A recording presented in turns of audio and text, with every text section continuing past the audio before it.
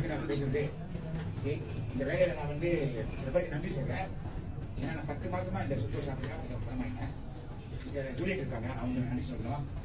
சகோதரர் வின்சென்ட் அவருக்கு நான் நன்றி சொல்லணும். அப்புறம் நம்ம துவன் அவருக்கு நன்றி சொல்லணும். இன்டர்நேஷனல் தலைமைத்துவத்தினருக்கு கூட நான் நன்றி சொல்லணும். ஏன்னா எனக்கு வந்து ஒரு வருஷத்துக்கு முன்ன வந்து எனக்கு த்ரோட்ல கேன்சர்னு சொல்லிட்டாங்க. அப்ப என்னால பேச முடியாது. நான் வந்து ஒரு மெம்போ பார்லிமெண்ட் ஆஃபீஸரா இருக்கேன். என்னோட வேலையை பேசுறது தான். என்னால பேச முடியாது. நான் பேசுறது விளங்காது. இன்னைக்கு கொஞ்சம் தொண்டை கட்டியிருக்கேன்.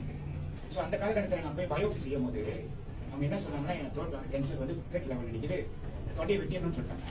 வெட்டணும்னா அந்த ஒர்க்கர் கால் எடுத்து வீசுவாங்க. நான் குணமாகனா கூட என்னால் பேச முடியாது. ஸோ நம்ம அந்த காலகட்டத்தில் தான் வந்து டாக்டர்கிட்ட பேசணும். நீங்க எனக்கு ஒரு வேற சாய்ஸ் கொடுங்க, பிபி கீமோவோ ரேடியோ அந்த மாதிரி கொடுங்கன்னு அவங்க சொன்னாங்க. சாய்ஸ் இல்லை, வெட்டணும்னு சொல்லிட்டாங்க. அந்த காலகட்டத்தில் நான் ஹாஸ்பிட்டல் ஓடி ஒரு 8 மாசமா ஒரு நிர்வாகத்தில் வந்து ஒரு மூலிகை வாங்கி சாப்பிட்டோம். அது சரியான முறையில் எனக்கு கொப்பா பண்ணல. ஒரு நாள் நான் ஏப்ரல் 29 நான் மயக்கம் போட்டு என்னை ஹாஸ்பிட்டல் கொண்டு போனாங்க. ஐசியூல 2 நாள் இருந்தேன். நான் கண் முடிக்கும் போது எனக்கு இந்த டர்க்கி கொடுத்தாங்க. இந்த டர்க்கியா மூக்கில் ஒரு ரைஸ் டியூபா கொடுத்தாங்க. அப்போ வரைக்கும் டாக்டரோட சஜஷன் என்ன, எனக்கு ஆப்ரேஷன் செஞ்சு தான் ஆகணும். ஏன்னா எனக்கு வந்து அந்த ஹாஸ்பிட்டல்லே ஆக சின்னோன்னு ஒரு டீப் இருக்கும். அந்த டீப் போகிற அளவுக்கு மட்டும் தான் எனக்கு வந்து சுவாச பயிர் பட்டது.